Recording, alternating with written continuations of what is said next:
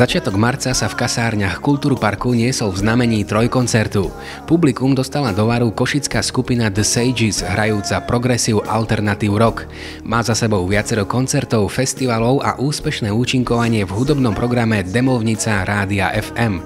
Ich inšpiráciou sú napríklad Pink Floyd, Led Zeppelin, Steven Wilson, Alice in Chains alebo Soundgarden. Hlavným ťahákom večera však bola kapela King Shaolin.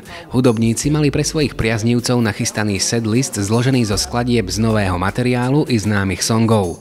6 piesní z novej EP sa vyznačovalo rôznorodosťou zvukov i dynamiky, avšak stále z nich bolo cítiť charakteristické črty kapely, ktorá neostala svojej povesti nič dlžná a predviedla živelný koncert plný prekvapení a pozitívneho náboja.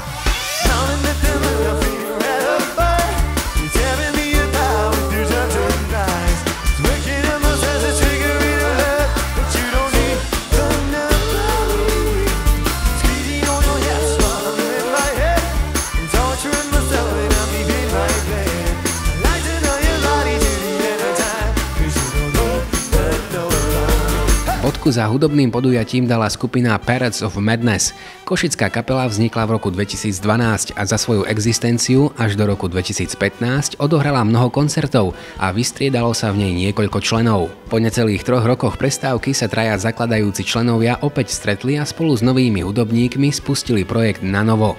Kapela preferuje najmä funk rock, no v tvorbe využíva aj prvky swingu.